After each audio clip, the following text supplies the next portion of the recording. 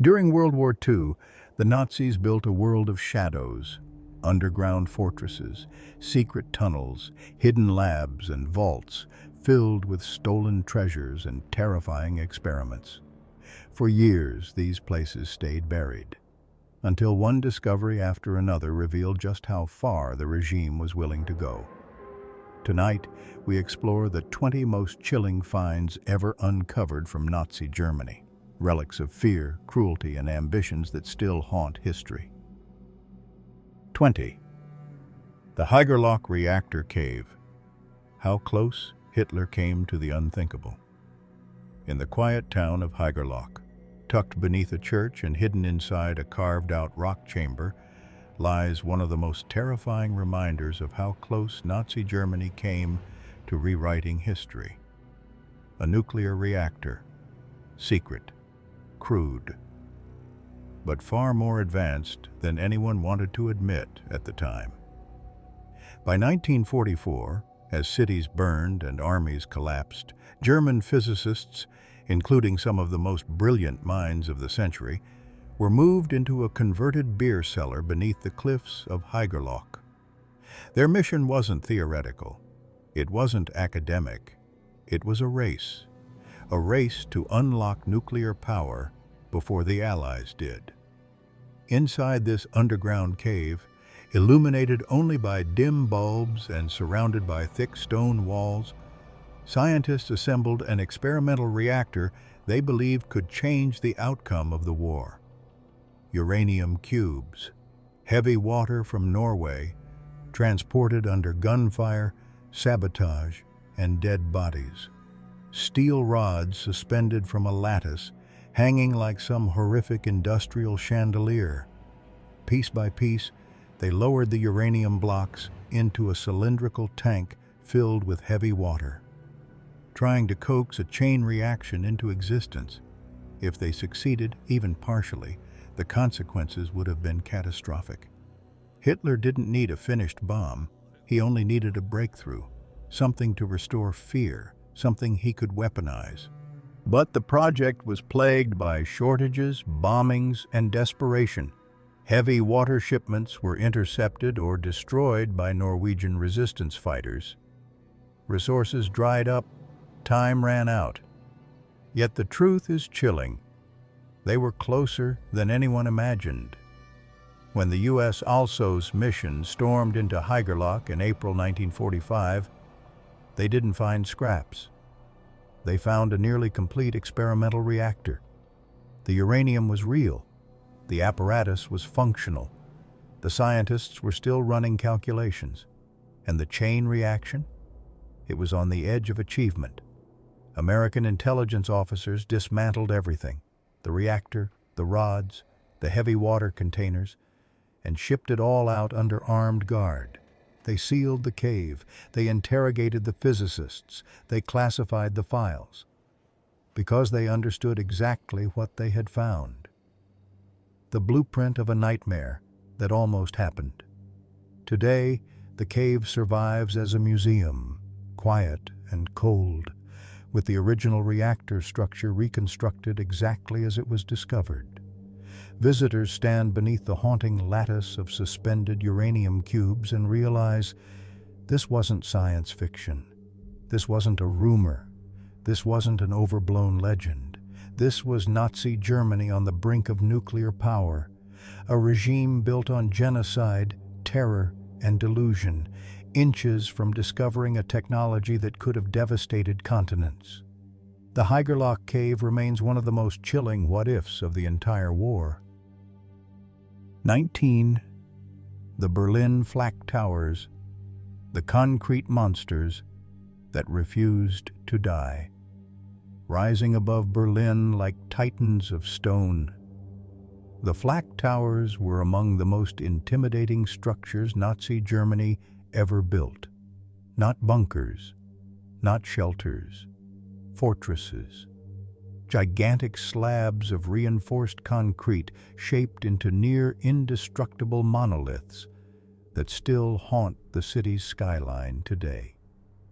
When Allied bombers began turning major German cities into firestorms, Hitler demanded defenses that wouldn't just protect civilians, but also fight back. Thus were born the flak towers, colossal strongholds capable of housing anti-aircraft cannons, radar systems, military command posts, thousands of civilians, and even irreplaceable works of art stolen by the Nazis. Each complex consisted of two massive structures, a G tower, the gun platform, and an L tower, the listening and radar station. Together, they looked like medieval castles redesigned by engineers with no limits and no conscience.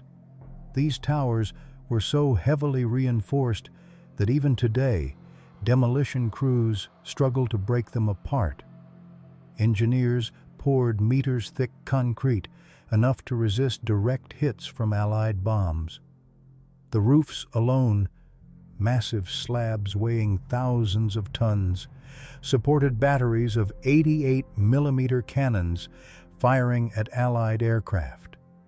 When Berlin burned, these towers stood like invincible giants, spitting fire into the sky while terrified civilians huddled inside. Imagine the city above engulfed in flames, bombs falling like rain. And beneath that rain, tens of thousands of Berliners packed into concrete caverns, listening to the thunder of artillery echoing overhead. Some survivors described the experience as being trapped inside a living monster, one that roared, trembled, and shook with every shot. As the war dragged on and collapse became inevitable, the flak towers took on a new role. They became vaults. Inside them, the Nazis stored priceless paintings from Berlin museums, national archives, royal treasures, and confidential documents too important to burn. The Allies bombed Berlin relentlessly, but the flak towers barely flinched. In fact, when Soviet troops stormed the capital in 1945, these towers became desperate last stands for the defenders, concrete islands in a sea of ruins. The Soviets found the structures overflowing with civilians, wounded soldiers, dying hopes and propaganda telling them to fight until death. The towers were overflowing with chaos, yet they never fell through force. Instead, they surrendered only when their defenders finally gave up. After the war, Allied forces tried to demolish the towers. They failed. Explosives that could flatten city blocks barely scratched the walls. In some cases, they had to bury the towers under hills of rubble rather than destroy them outright. Today, a few still stand, silent, weathered giants, reminders of an era where engineering brilliance was corrupted into terror. Walking near them, you feel the weight of history pressing against the air. There's something unnatural about their presence, something that whispers, "We were built for war," and war never truly leaves. 18. The Horton Ho 229. The flying wing that shouldn't have existed. In the final desperate years of World War II, when the Third Reich was collapsing city by city, a strange aircraft took shape inside a hidden hangar. A machine so advanced, so alien for its time, that Allied engineers who later examined it described it with a single word: impossible.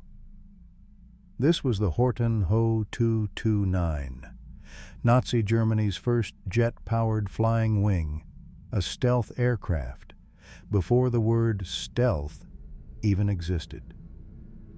Imagine the sky in 1944, propeller planes, canvas wings, engines that rattled like old machines pushed past their limits.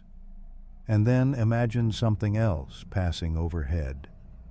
A smooth, boomerang-shaped wing. No tail. No fuselage. Twin jet engines buried inside its body.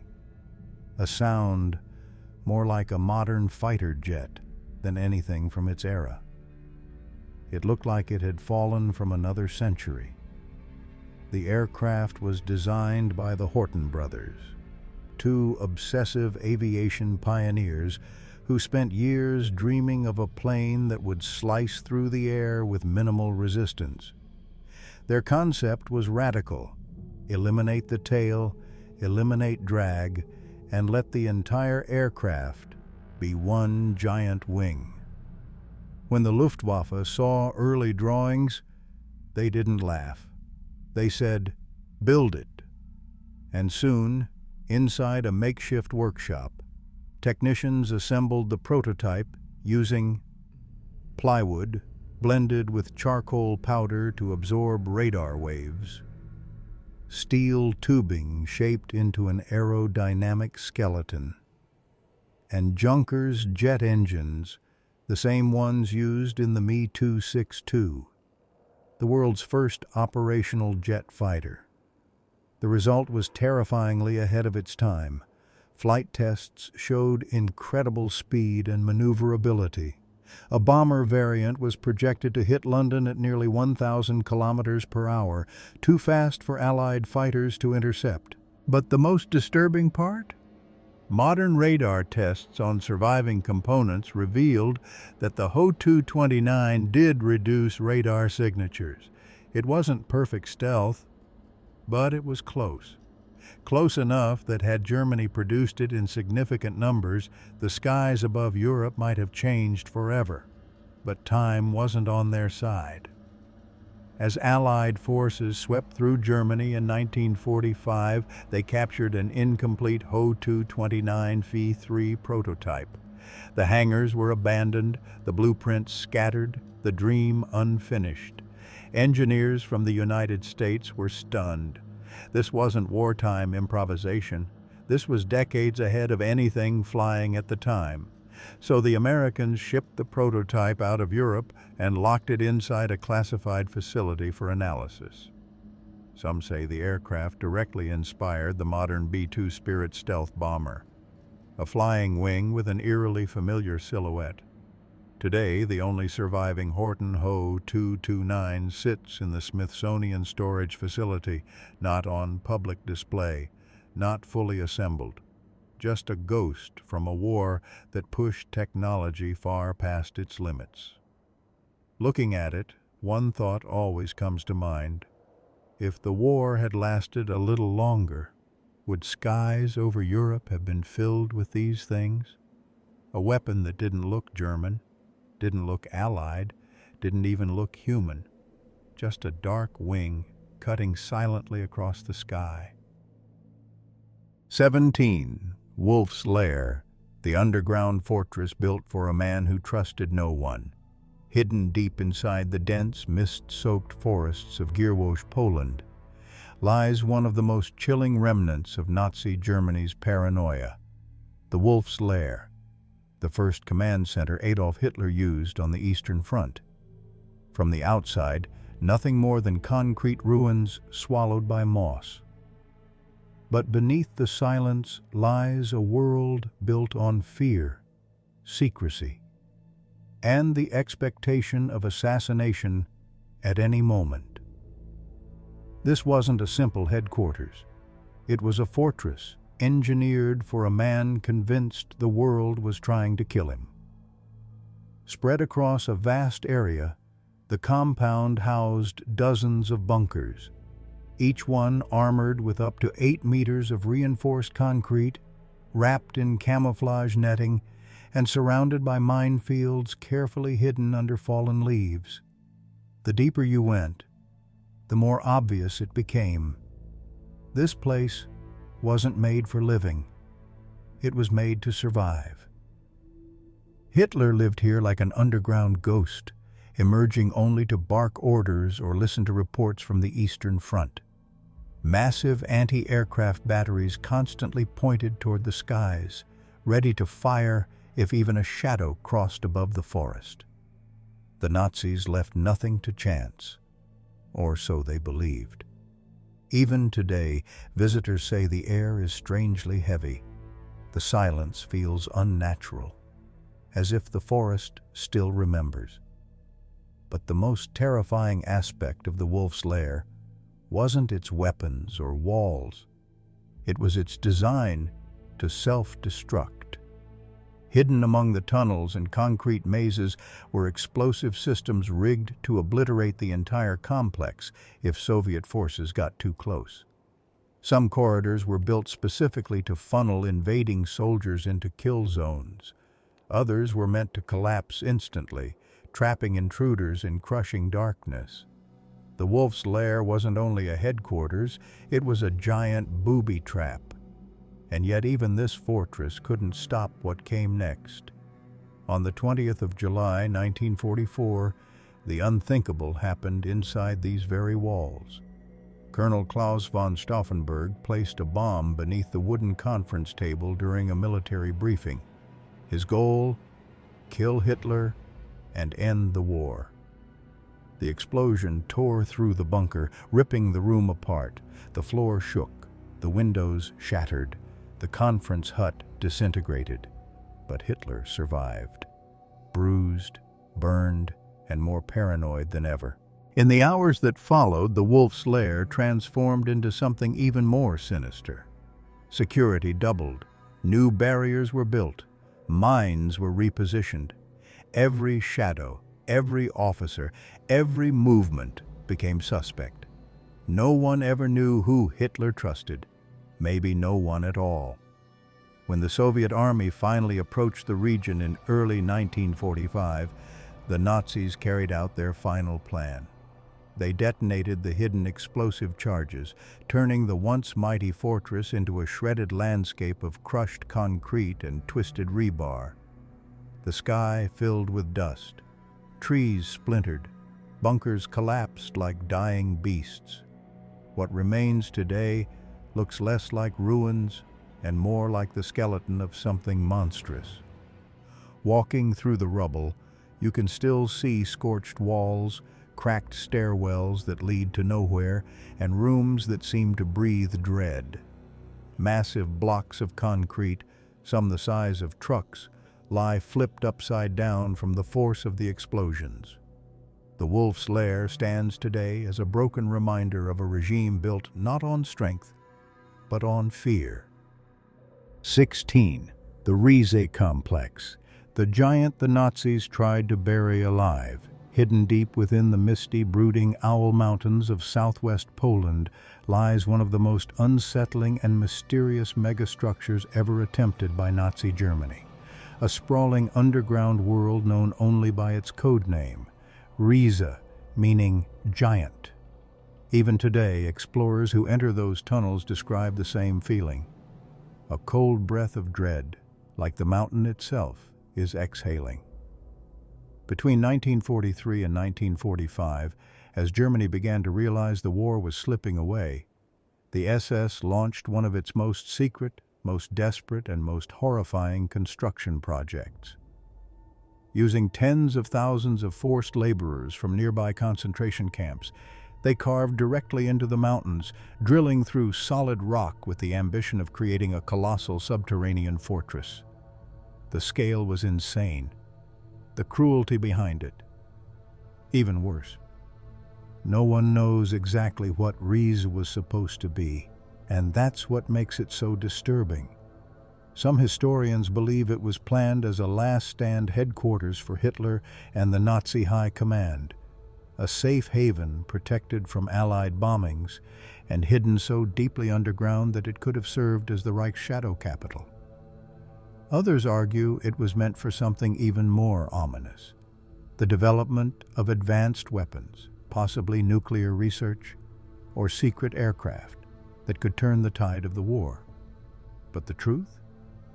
The truth is buried in miles of unfinished tunnels, and in the bones of the prisoners who died building them.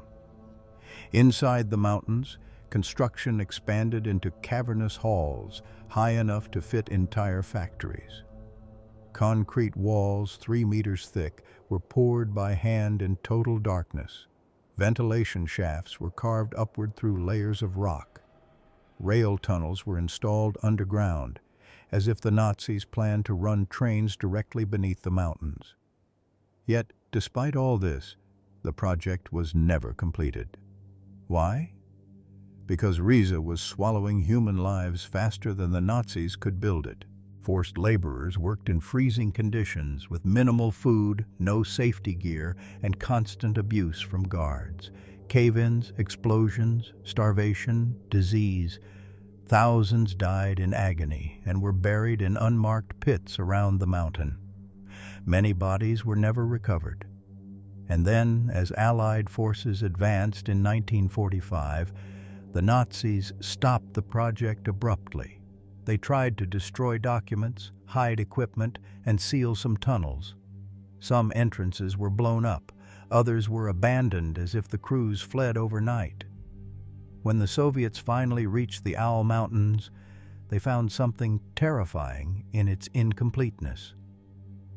Massive chambers with no explained purpose. Corridors stretching endlessly into darkness. Foundations for machines that were never installed. Steel beams twisted like bones. Concrete rooms that looked like they were meant to imprison something or someone.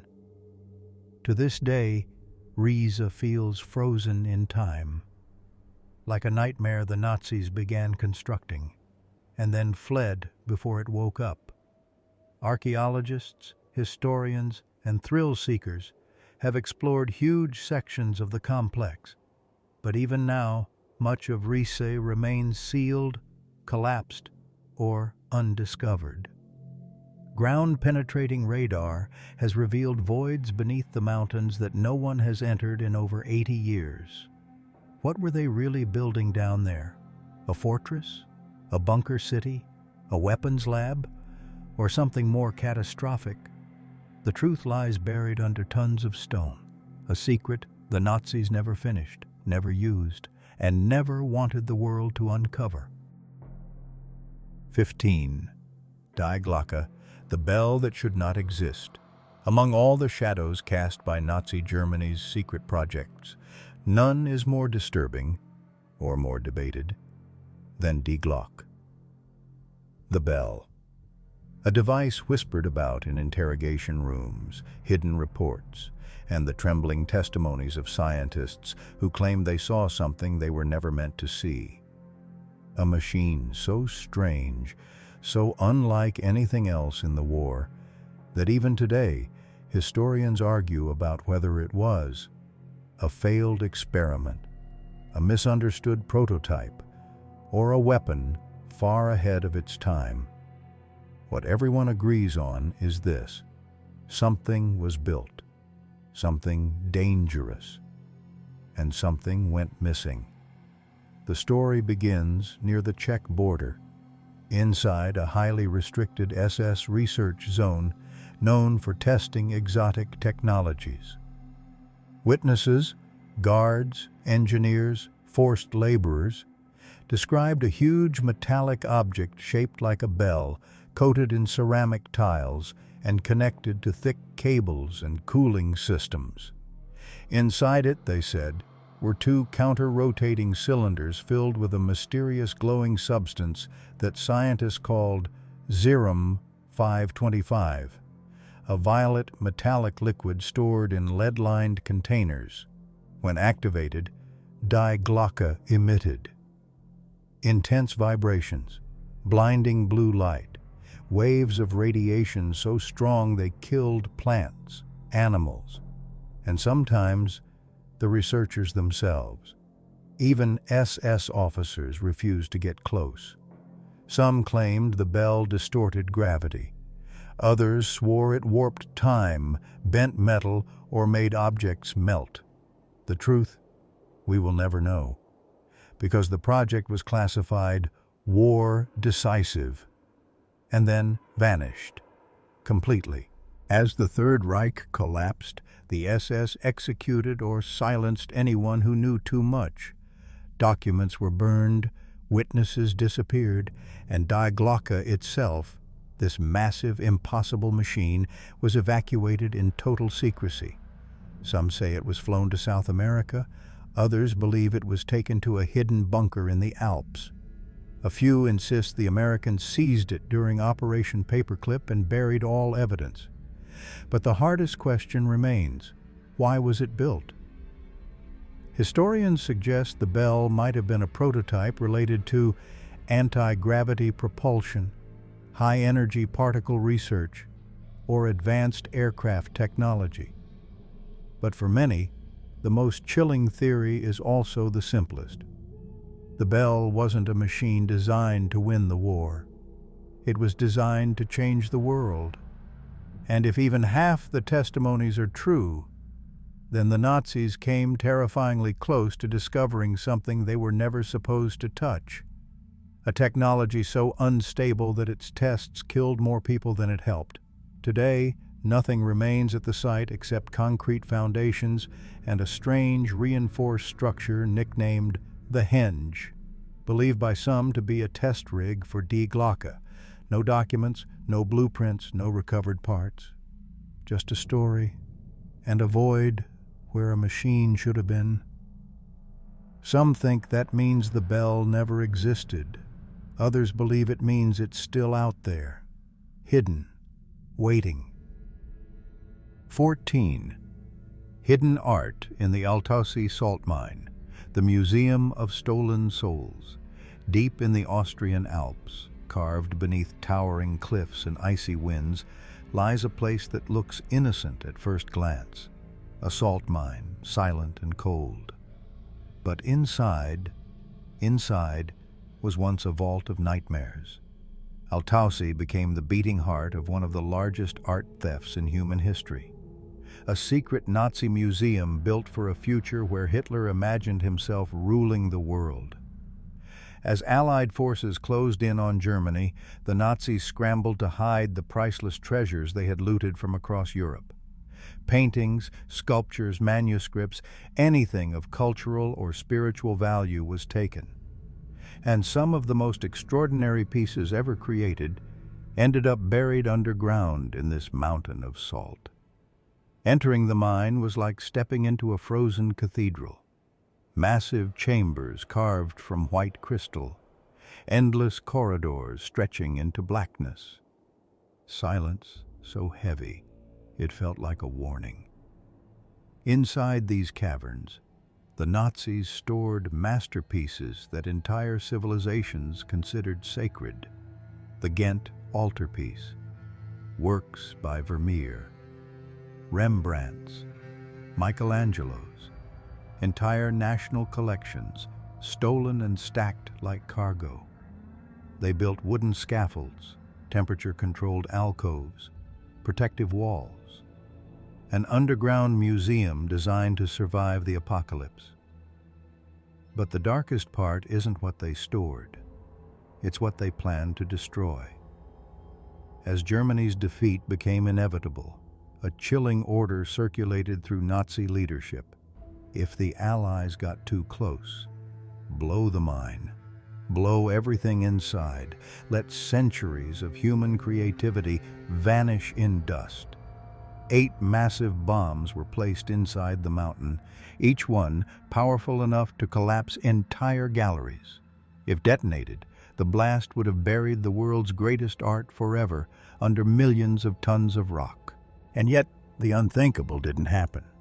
Because a few local miners, ordinary men with no weapons and every reason to stay silent, decided to commit quiet rebellion. They disobeyed. They sabotaged fuses. They hid detonators. They miswired circuits. They risked execution to protect art that wasn't even theirs. When the Allies finally reached Altaussee, they discovered the bombs still there, fully installed, but useless, like a monster with its teeth pulled out. The Monuments Men, a group of American and Allied specialists, rushed into the tunnels. They walked through salt-lined labyrinths holding maps, flashlights, clipboards. They documented everything, cataloged every painting, rescued every sculpture they could find. It became one of the greatest treasure recoveries in history. But even with the mine saved, the atmosphere inside remained eerie, like the mountain remembered what almost happened. Rows of paintings standing in the dark, staring back at the rescuers. Stacks of crates containing entire cultures, silent witnesses to a nightmare that nearly erased Europe's artistic soul. Altaussee wasn't just a hiding place, it was a tomb waiting to be sealed. A vault built not for preservation, but for power. And had things gone differently, the mountain would have collapsed on the world's heritage, taking some of humanity's greatest creations with it forever. 13. The Thuringia Tunnels, Germany's buried nerve center that never saw the light. High in the wooded hills of Thuringia, a quiet region in central Germany where fog hangs low and the forests muffle every sound, lies one of the most enigmatic skeletons of Nazi engineering, a network of tunnels, hidden chambers, reinforced corridors carved into the earth with an urgency that still echoes today. A project so secret that even many of the guards never knew its true name. By 1944, with Allied forces closing in from both east and west, Nazi Germany entered a phase of pure desperation. Every resource, every prisoner, every breath of manpower was funneled into hidden projects scattered across the heart of the country. Thuringia became one of the most important of these shadows. Reports at the time spoke of strange movements deep in the forests, convoys that drove only at night, guards who threatened to shoot on sight, and construction sounds, drills, blasts, metal, echoing from underground long after midnight. What were they building? No one could say for sure.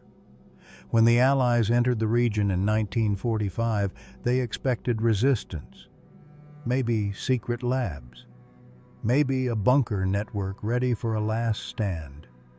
What they found was even stranger: kilometers of tunnels carved with obsessive precision, ventilation shafts that seemed oversized for typical military use, massive chambers, some large enough to hold entire command centers, but left empty and unfinished, rail lines that disappeared into darkness, as if waiting for trains that never came. Engineers had begun installing heavy piping, electrical conduits, and reinforced walls. Yet everything stopped as if someone had suddenly ordered an evacuation. No papers, no diagrams, no instructions. Just silence. And concrete that led nowhere. Captured German officials gave conflicting stories. Some claimed these tunnels were meant to house Hitler and his closest commanders, an underground Reich leadership hub immune to bombing. Others insisted it was industrial, a place to build V-weapons, missiles, or aircraft components far from Allied aircraft. A few whispered something darker: research labs working on experimental technology, including early nuclear concepts, projects that were so secret even high-ranking officers were kept in the dark. None of it was ever proven. And maybe that's what makes Thuringia one of the most disturbing Nazi relics. Its purpose died with the people who built it. What the Allies did confirm was chilling enough. Forced laborers excavated these tunnels under catastrophic conditions. They worked 12 to 14 hours a day in darkness thick with dust. Many collapsed from exhaustion or were crushed by rockfalls. Others succumbed to disease, hunger, or the brutality of guards who treated them as disposable tools.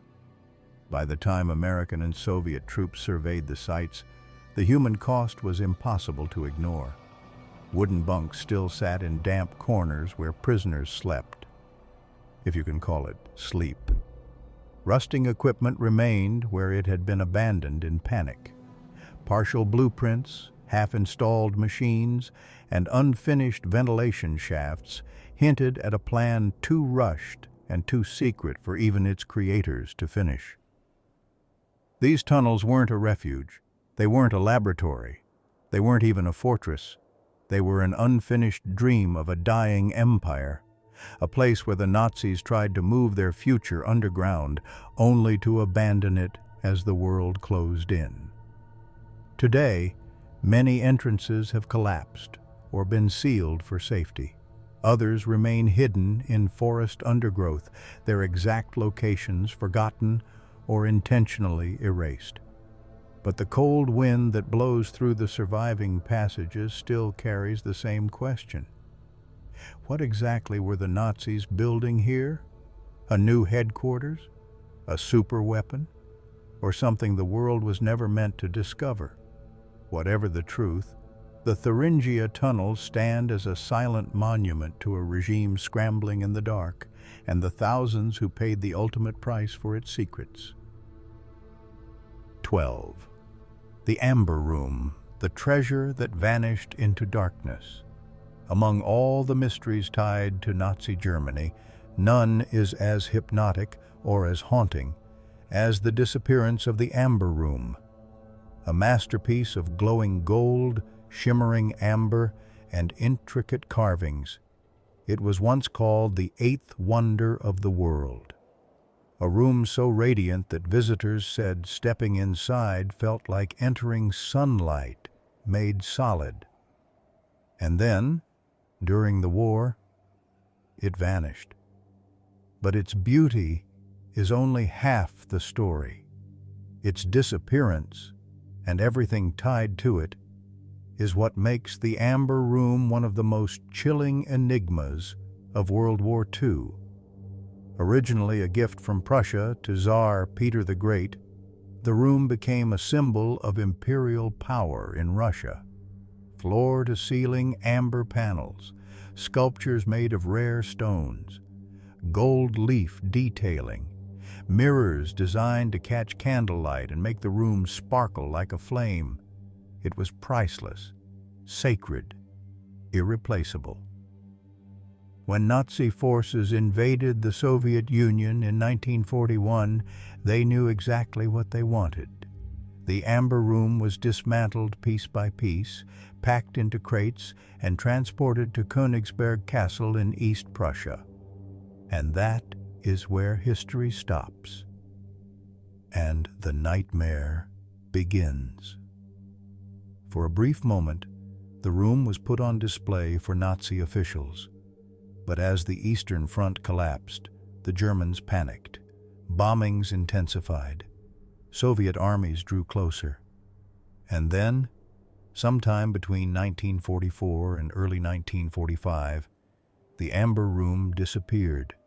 Gone, without a trace, swallowed by the chaos of a dying regime. What happened to it? That's where the theories turned dark.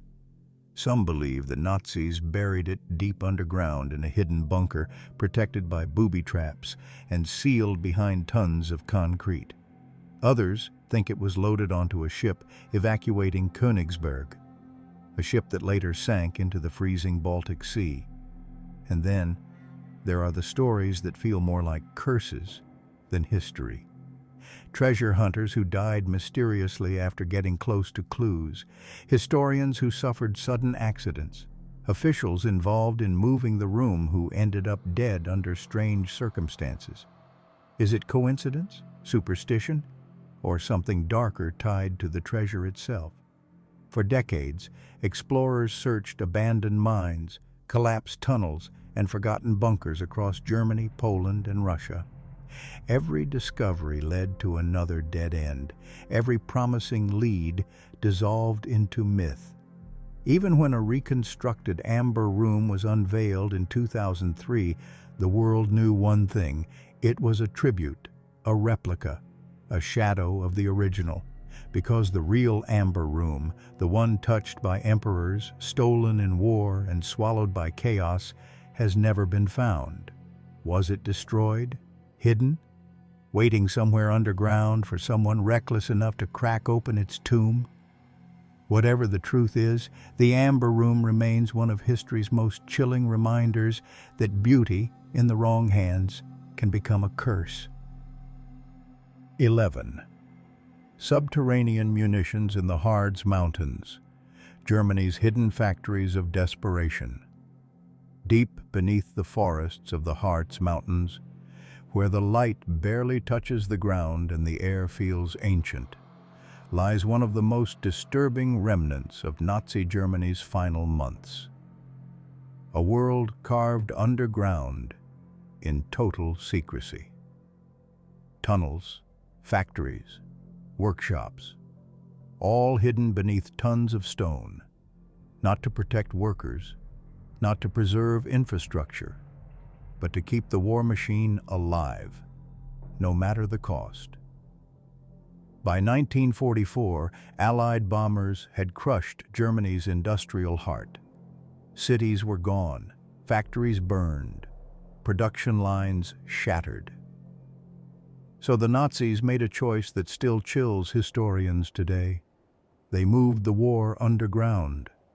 Forced laborers, prisoners, civilians, people dragged from all over occupied Europe, were sent into the dark to carve out miles of tunnels.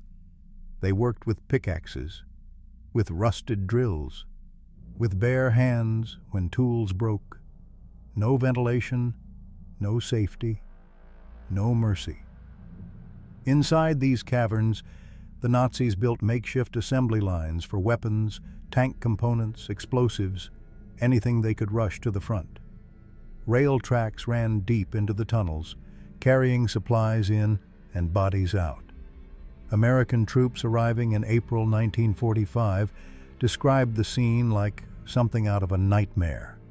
Rows of abandoned machinery, half-built weapons scattered across floors, stacks of ammunition ready to be shipped, but never sent.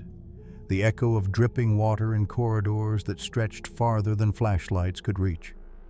This wasn't a factory. It was a tomb that pretended to be a workshop. The deeper the Allies went, the more horrific the discoveries became. Narrow wooden bunks, crammed into wet corners, revealed where prisoners slept, starved, died, and were replaced without pause. Some tunnels still reeked of chemical fumes, others were flooded, collapsed, deadly. The Nazis hadn't engineered these spaces for long-term survival. They engineered them to squeeze out every remaining ounce of labor before the end. For the regime, human lives were simply another resource, one they were willing to burn until the very last moment. And long after Germany surrendered, the danger of these tunnels didn't disappear. Explosive materials were left behind. Unstable ceilings sagged overhead. Chemical residues seeped into the soil. Even today, local authorities regularly discover old munitions buried beneath the forest floor, silent reminders of a war forced underground. Many entrances have been sealed. Others remain forgotten. But some still exist, hidden in the brush, under collapsed stone, waiting for someone to stumble upon them. What happened in these mountains wasn't just a last-ditch effort to survive Allied bombing. It was a blueprint for a dying regime, a place where desperation, cruelty, and engineering merged into something terrifying. A hidden industry powered by darkness and by the suffering of those the world never got to save. 10. The Merkers, salt mine treasure, the vault of a dying empire.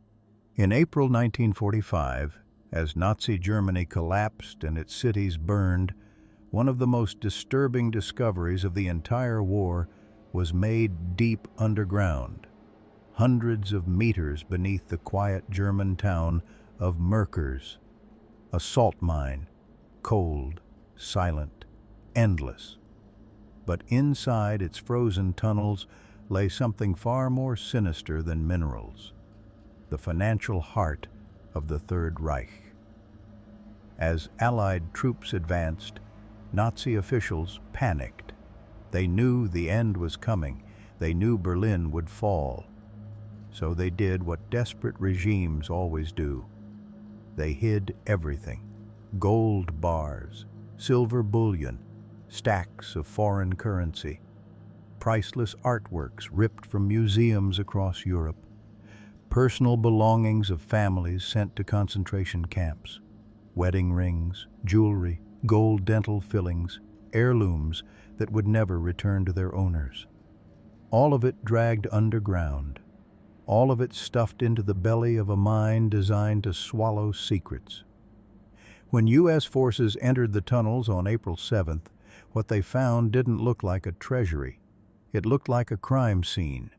Room after room was filled with sacks of gold coins, crates of banknotes, and mountains of sealed bags marked with foreign names.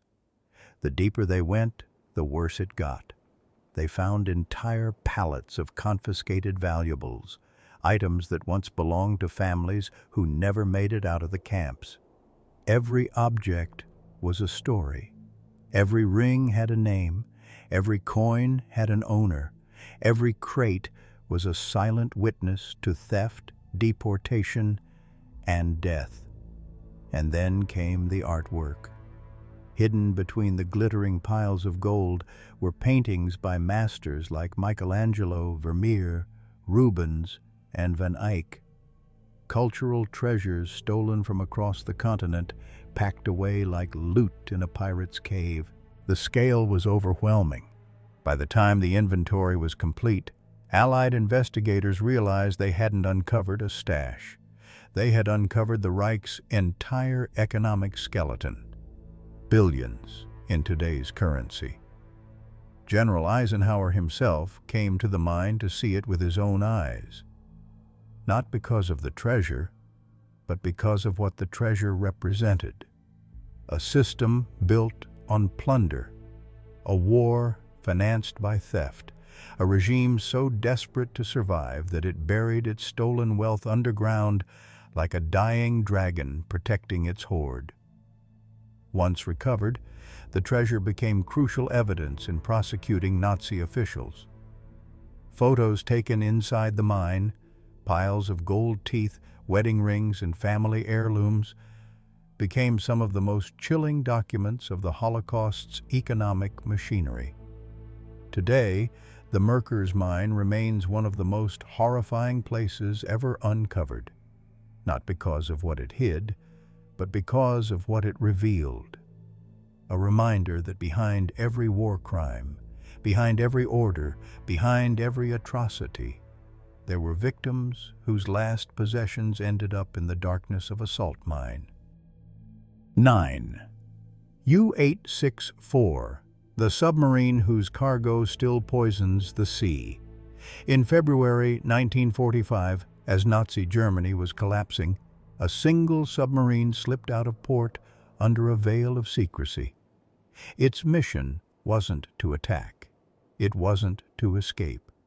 It was to deliver something dangerous, something toxic, something that should never have touched the ocean floor. U-864. A long steel coffin packed with aircraft parts for Japan, advanced weapon schematics, high-grade metal components, and nearly 70 tons of mercury sealed in flasks. Mercury meant for weapons manufacturing. Mercury that even today leaks into the sea like a slow, silent curse. The submarine never reached its destination. British intelligence intercepted coded messages and deployed HMS Venturer, a young crew, a small submarine, and a commander willing to attempt the impossible. What happened next remains the only underwater duel between two fully submerged submarines in history. For over an hour, both vessels hunted each other in total darkness, relying only on sonar and instinct.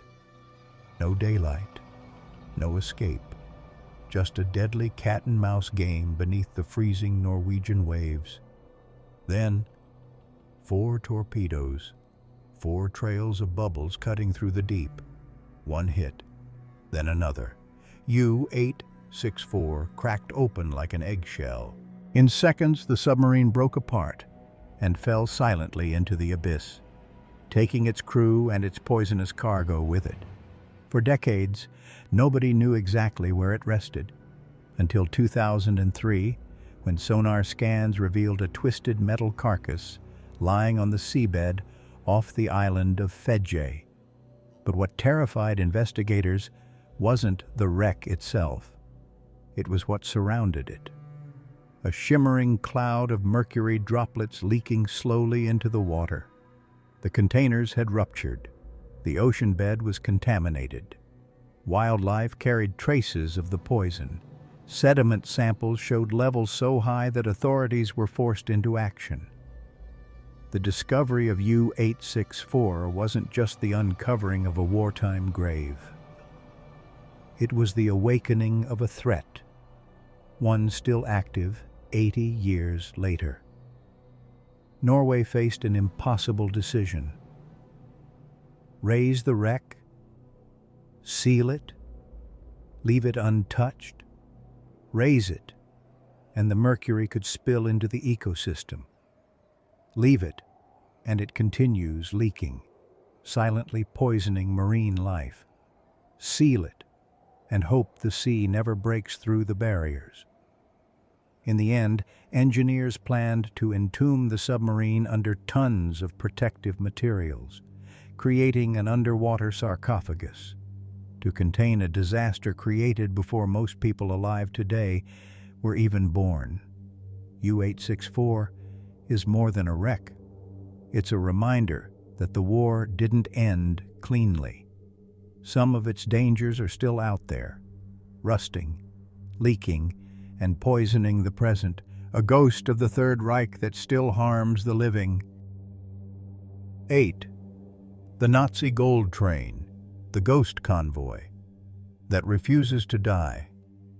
For decades, an eerie legend has haunted the forests and hills of southwest Poland, a whisper carried from miner to soldier, from villager to tourist. A train, not an ordinary train, a train armored in steel, a train loaded with gold, jewels, weapons, and secrets the Nazis intended to bury forever. They called it the Nazi gold train, and no one knows if it ever truly existed or if it's still out there, hidden beneath the earth. The story resurfaced violently in 2015 when two treasure hunters claimed they had found something incredible. Ground-penetrating radar images showing a massive object buried under a hillside near Wałbrzych. Long, metallic, perfectly shaped like a train. And suddenly, the world stopped and listened. Locals had whispered for decades that, in the chaotic final months of the war, the Nazis loaded an armored convoy with stolen riches, gold bars from the rice bank, art looted across Europe, crates of jewelry, confidential documents, and sent it toward the mountains. The tunnels between Wałbrzych and the Riza complex were the perfect hiding place, a maze of unfinished caverns, abandoned rail lines, blown-up entrances, miles of mountain the Nazis never fully mapped. Some witnesses swore they saw the convoy enter a tunnel and never come out. Others said explosions sealed the passage behind it. Some claimed the SS killed every worker who was present that day. All versions end the same way. The train vanished. But in 2015, hope ignited again. As experts arrived on site, geologists, historians, engineers, everyone wanted to be the first to confirm the unbelievable. Drilling rigs were set up, scanners were brought in, the world watched. But no tracks appeared. No tunnel entrances emerged. No crates, no armor, nothing. Skeptics claimed it was just a rock formation. Officials dismissed the images as misread data. Many rolled their eyes and walked away. But the legend refused to die. Why? because the region hides hundreds of kilometers of underground passages still unexplored, because documents about Nazi evacuation trains were destroyed, because testimonies from the era contradict each other, some too detailed to ignore, and because the Rees complex just nearby is full of unexplained voids, sealed chambers, unfinished tunnels that lead nowhere and somewhere. The train might be a myth, or it might be a steel tomb still buried under the mountain, full of plunder never meant to be found. Until someone uncovers definitive proof, the Nazi gold train remains suspended between fiction and truth, a ghost convoy lost in time, hiding beneath the soil of a land still scarred by war.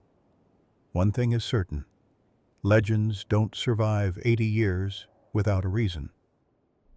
7. Peenemünde, the birthplace of weapons that changed the world. On the remote Baltic coast of northern Germany, far from the cities being reduced to rubble, something terrifying was taking shape. Not a bunker, not a factory, but a birthplace. The birthplace of weapons that could strike cities hundreds of kilometers away without warning. This was Peenemünde, the Nazi Rocket Research Center, where Werner von Braun and his team developed the V-weapons, the V-1 flying bomb, and the V-2 rocket. Projects so advanced that when the Allies discovered them, they could barely believe they were real. Peenemünde looked ordinary from the outside: wind-swept dunes, concrete structures, vast open fields.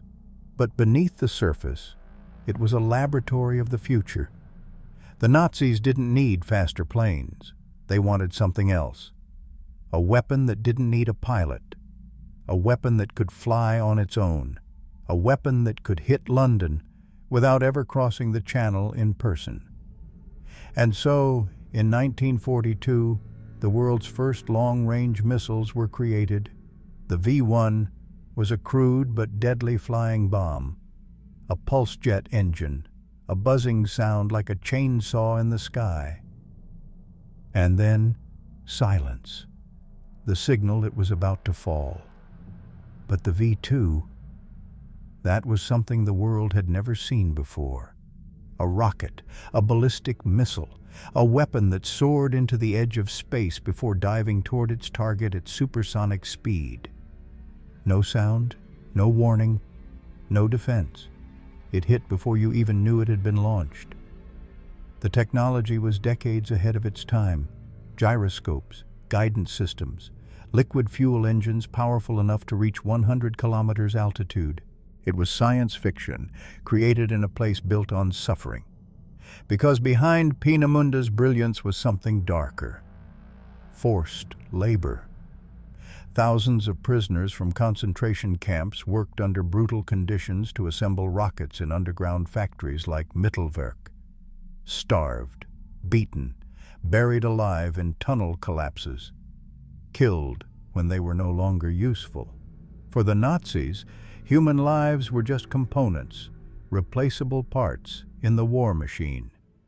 In August 1943, the British launched Operation Hydra, a massive bombing raid intended to cripple the rocket program. The explosions shook the island. Test stands collapsed. Scientists were killed. But the program survived. It simply moved deeper underground, hidden from the sky, hidden from the world. When the war finally ended, both the United States and the Soviet Union raced to seize Peenemunde's documents, prototypes, and engineers. Von Braun and many of his team were taken to America, and from their knowledge came something both extraordinary and disturbing: the foundation of the modern space program. The same minds who built weapons to destroy cities would later help humanity reach the moon. Peenemünde is still there today. Wind, silence, and concrete ruins scattered across the coast. But if you walk through the old test fields, You can feel it. This is where the future was born. A future built on genius. A future built on horror. A future built under the shadow of a war that wanted weapons capable of rewriting the world. 6. The Channel Islands bunkers. The British paradise turned into a prison of concrete. When the Germans occupied the Channel Islands in 1940, something unimaginable happened. Hitler had seized a piece of Britain, the only British soil taken during the entire war, and he wanted to keep it, no matter the cost. Almost overnight, the islands of Jersey, Guernsey, and Alderney stopped being postcard landscapes and became fortresses carved from fear, towering gun batteries, labyrinthine tunnels, reinforced bunkers drilled straight into cliffs overlooking the sea. A paradise transformed into a prison. The Nazis believed the Allies would try to retake the islands at any moment, so they prepared for a siege that never came. Thousands of forced laborers, Russians, Poles, Spaniards, Jews, were shipped to these isolated rocks and forced to build defenses day and night. Starvation, beatings, collapse from exhaustion. Many never left the islands alive. The bunkers were colossal, kilometers of underground tunnels, hidden corridors, storage rooms stacked with ammunition and fuel, entire complexes buried under tons of rock and steel. If you walk through them today, the air feels dead, cold, stale, as if time itself refuses to breathe inside those walls. German soldiers lived in constant paranoia, cut off from the mainland as Allied forces liberated France. They knew the war was collapsing, but on the islands, no one could leave. Supply ships stopped coming. Food ran out. Even ammunition became scarce. The bunkers became tombs waiting for a battle that never arrived. By 1945, the Channel Islands were starving, literally starving. And then, after Germany surrendered, they remained occupied for days. The soldiers still manned their guns, still patrolled the tunnels, still waited for orders that never came. When the Allies finally arrived and the German garrisons surrendered, soldiers descended into the bunkers and were shocked by what they found. Sealed chambers filled with rotting supplies, rusted weapons abandoned mid-maintenance, underground hospitals still stocked but never used, living quarters frozen exactly how the soldiers left them, tunnels stretching so deep they vanished into total darkness. A fortress built for the apocalypse that ended in silence.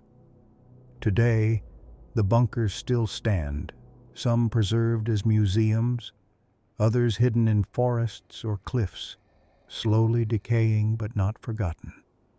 They feel like scars carved into the islands themselves, reminders that even paradise can become a battlefield when fear dictates the future.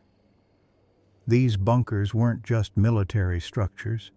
They were symbols of obsession, of paranoia, of a regime willing to turn beautiful islands into concrete cages for a war they were already losing. 5. Frankfurt's stolen valuables. The darkest evidence of systematic plunder. Frankfurt was supposed to be just another liberated city, another victory, another step toward ending the war. But when U.S. forces entered the city in 1945, they found something far worse than ruins. They found proof of theft on a scale so massive, it felt almost unreal. The Nazis hadn't just waged war on nations. They waged war on families by stripping them of everything they owned. Deep inside basements, sealed storage rooms, forgotten vaults beneath banks and administrative buildings, Investigators uncovered caches that stopped them cold. Sacks of wedding rings, piles of gold teeth ripped from victims, jewelry confiscated from deported families, watches, chains, brooches, all labeled, sorted, catalogued, sealed containers of gold bars and silver bullion, personal items packaged as if waiting to be delivered back, but never were. These weren't just valuables, they were people's lives, entire histories reduced to metal and kept like trophies. Some items still had names scratched inside, or initials, or small inscriptions, birthday gifts, wedding dates, dedications from loved ones now gone forever. Imagine picking up a ring and knowing the person who wore it died in a camp. Imagine finding hundreds, thousands. Every drawer, every crate, every dusty shelf told a story of someone who never came home. For the Allied teams, especially Jewish American soldiers, the discoveries felt like being punched in the chest. It wasn't just theft, it was erasure. And it wasn't isolated, it was policy. Frankfurt's hidden troves were part of a massive organized operation designed to rob Jewish families across Europe of wealth. Wealth the Nazis used to finance their army, their propaganda, their entire machine of destruction. When investigators tried to catalog the discoveries, the scale overwhelmed them. Records had been burned, names erased, entire families exterminated. Returning items became almost impossible. How do you return a ring when no one in the family is alive? Even decades later, and even today, some objects recovered in Frankfurt remain unclaimed because entire bloodlines disappeared in the Holocaust. Frankfurt's stolen treasures were more than loot. They were the physical proof of genocide. Walking into those vaults was like walking into a graveyard, one where the graves hold memories instead of bodies. And the silence in those rooms? The silence was heavier than the gold, because the victims couldn't speak anymore. Only their belongings could. 4. The Eagle's Nest, the mountain fortress, built for a dictator's final illusion, high in the Bavarian Alps. So high the clouds brush the rocks like smoke, stands one of the most surreal and disturbing relics of Nazi Germany, the Eagle's Nest, a place so beautiful, it feels wrong to know who walked its halls. Perched on a ridge above Berchtesgaden, the Eagle's Nest wasn't just a mountain retreat. It was a symbol, a shrine to Hitler's ego, a fortress built to look untouchable. To reach it, engineers carved a road into cliffs that seemed impossible to conquer. Avalanches, rock falls, sheer drops. Nothing stopped them. The road wound upward in impossible curves until it reached a tunnel drilled straight into the mountain. At the end, a brass-paneled elevator that rose through solid stone. Visitors described the ascent like being lifted into another world, a world where the war didn't exist, where the regime felt immortal. Inside the Eagle's Nest, everything was luxury. Polished marble floors, handcrafted woodwork, panoramic windows showing valleys stretching forever, a fireplace gifted by Mussolini, silence so pure it felt staged. And that's the truly disturbing part. While cities burned, while millions starved, while Europe collapsed under the weight of death, Nazi officials drank wine, relaxed, held celebrations, and admired the mountain views. The contrast was grotesque. By 1945, Allied forces expected the mountains to become the Nazis' last stronghold, a final bunker, a final stand. Rumors spread of underground tunnels, stockpiled weapons, secret escape routes. The truth was far less dramatic, but far more telling.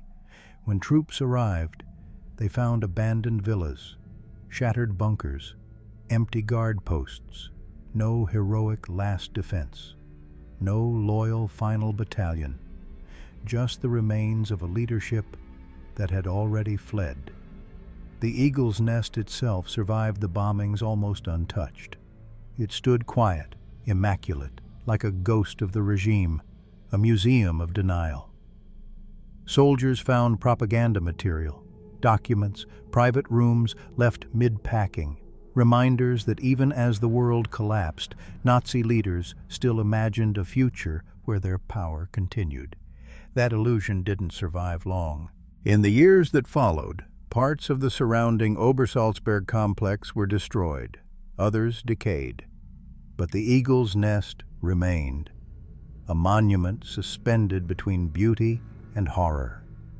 Today, tourists visit for the spectacular views, the blue lakes, the endless ridges, the sky that seems too perfect to be real. But beneath that beauty lies the memory of what this place truly represented, a leadership so detached from reality. They built themselves palaces in the clouds while the world below burned. 3. Operation Bernhard, the secret Nazi plot to break Britain. Without firing a single shot, while bombs rained over Europe and armies clashed on every front, Nazi Germany quietly prepared a different kind of weapon. A weapon made not of steel or gunpowder, but of ink and paper. A weapon designed to collapse the British economy from the inside. Its name? Operation Bernhard. And what happened behind the locked doors of this project is one of the most chilling stories of World War II that almost no one talks about. This wasn't a battlefield. It was a printing room, hidden inside the high-security blocks of the Sachsenhausen concentration camp just outside Berlin. But what the prisoners created there was so perfect, so flawless, that if deployed at full scale, it could have triggered one of the greatest financial collapses in modern history. Because Operation Bernhard wasn't just counterfeiting, it was economic warfare. The plan was simple on paper, monstrous in execution. Flood Britain with counterfeit banknotes so perfect that the British pound would implode. The Nazis didn't want to steal money, they wanted to destroy it. To pull this off, the SS gathered an elite team of prisoners, master engravers, typographers, bankers, paper experts, artists. Men who had once lived ordinary lives, craftsmen, intellectuals, shopkeepers. Now, they were ordered to create the most convincing fake banknotes ever produced. And refusing wasn't an option. Inside Block 18 and 19, the prisoners worked under blasting lights with guards watching their every movement. They were fed better than other inmates, not out of kindness, but because the Nazis needed their hands steady and their minds sharp. These men were prisoners, and simultaneously the Reich's most valuable tools. Day after day, they recreated every flaw, every watermark, every micro-detail of British currency. They tested papers in acid baths. They replicated aging marks from circulation.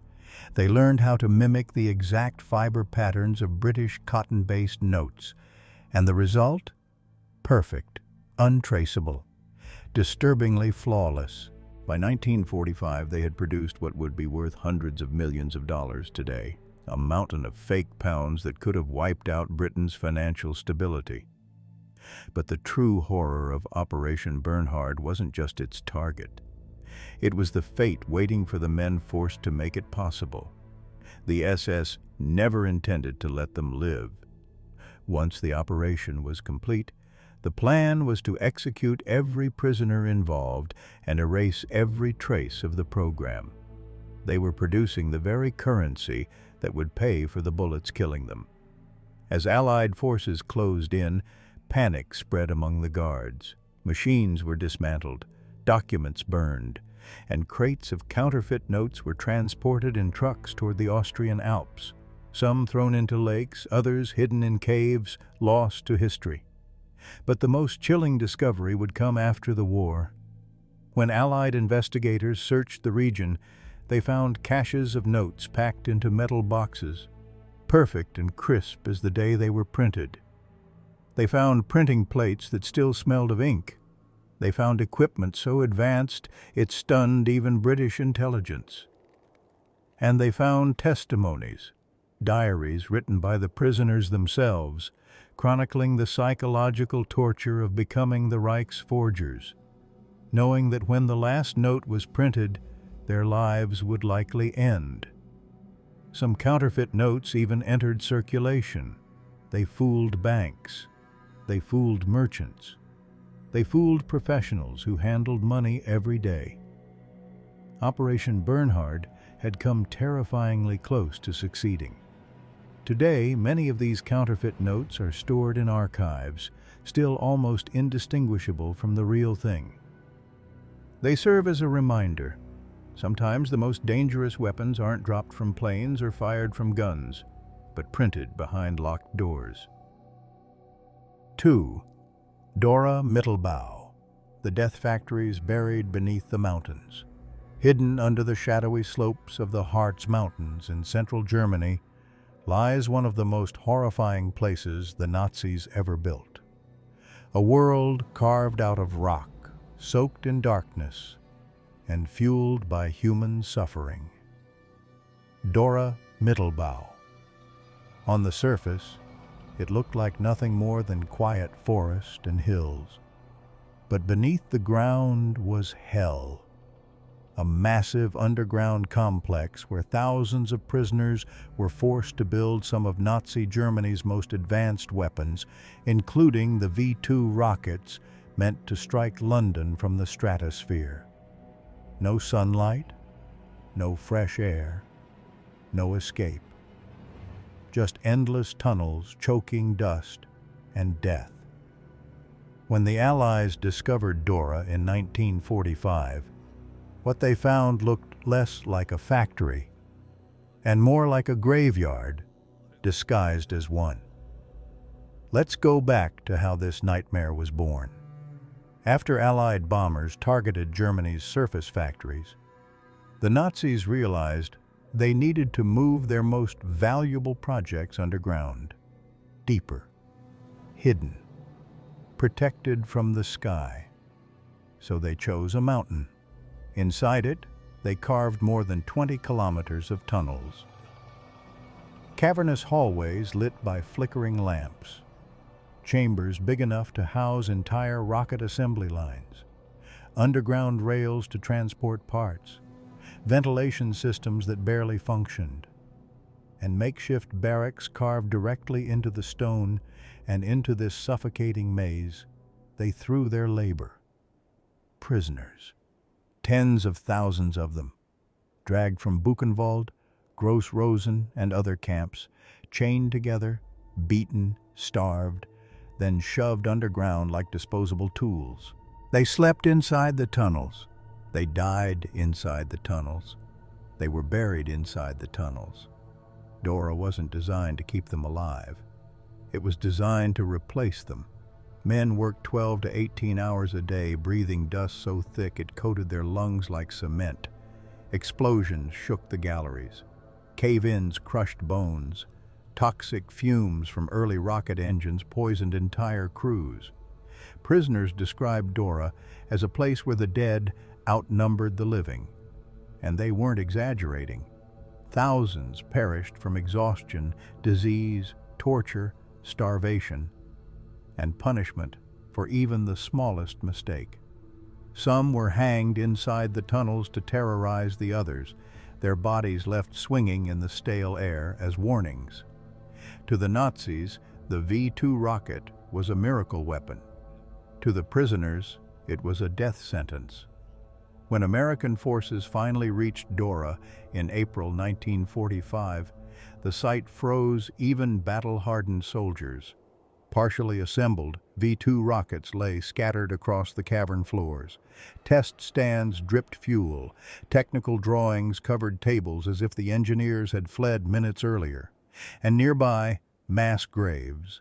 Dozens, hundreds, some barely covered, some not covered at all. The Americans couldn't believe what they were looking at. A cutting-edge weapons factory powered entirely by human agony. The surviving prisoners were ghosts, skeletal, coughing, blinded by weeks or months spent underground. And yet the story didn't end there. Because the V-2 rocket, built on death and misery, would become the foundation of something no one expected: the space race. The same engineers who oversaw Dora, including Werner von Braun, were taken by the Americans under Operation Paperclip. They would later design the rockets that sent the first Americans into space, and even the rocket that carried Apollo 11 to the moon. A dark legacy hidden beneath a triumph of science. Today, parts of the Dora tunnels remain sealed. Others are open as memorials, silent corridors reminding visitors of the thousands who died to build weapons destined to destroy others. Inside those tunnels, if you stop and listen, the silence feels heavy, too heavy, as if the mountain itself remembers every scream. 1. Hitler's Berlin bunker, the last dark hole of the Third Reich. Beneath the shattered ruins of Berlin, under streets torn apart by artillery and fire, lay the final refuge of a collapsing empire, a concrete tomb known simply as the Führer bunker.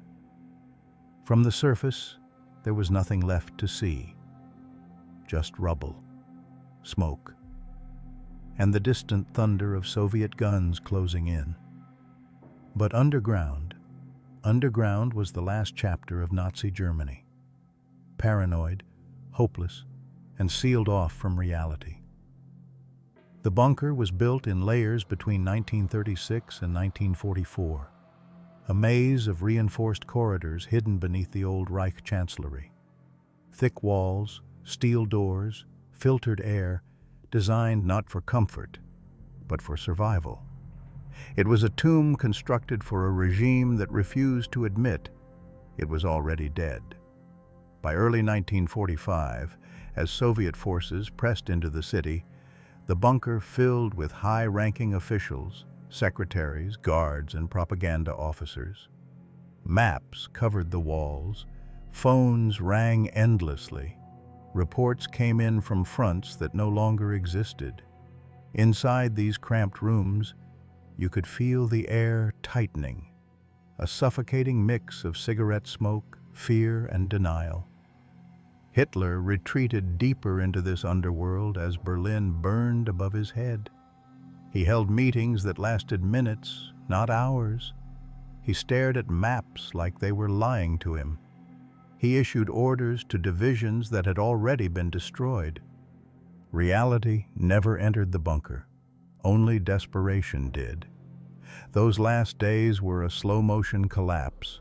Food dwindled, arguments erupted, loyalty evaporated, and the distant explosions grew louder and louder until the ceiling itself trembled.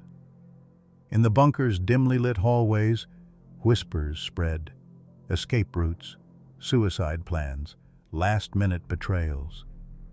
Then came the wedding, Hitler and Eva Braun, married in a rushed ceremony while the world fell apart just meters above them. Their celebration was a toast in the dark, surrounded by people who knew they would never see daylight again. Within hours, it ended. Eva took cyanide. Hitler shot himself. Their bodies were carried through the bunker, up the narrow staircase, and into the smoking ruins of the Chancellery Garden. There, they were doused in fuel and set on fire as Soviet shells exploded nearby. One by one, the remaining loyalists followed the same path: suicide, Frantic attempts to burn documents, last messages written in shaking hands, the bunker filled with the smell of smoke and death. When Soviet troops finally broke into the area, they found a place frozen in the moment of collapse. Half-burned paperwork, scattered maps, abandoned weapons, empty cyanide capsules, and corridors silent except for the drip of broken pipes. The bunker didn't fall. People inside it simply stopped living. After the war, the Soviets demolished parts of the structure, filled in the rest with rubble, and built modern apartments above it, as if burying the past could erase it. Today, nothing marks the spot except a small, quiet plaque. No museum, no monument, just an empty parking lot above what was once the darkest room in Europe, a room where a regime took its final breath, and where history ended with a gunshot in the dark. If you made it all the way to the end, write bunker in the comments so I know you're one of the real ones. And don't forget to like the video. It helps the channel more than you think.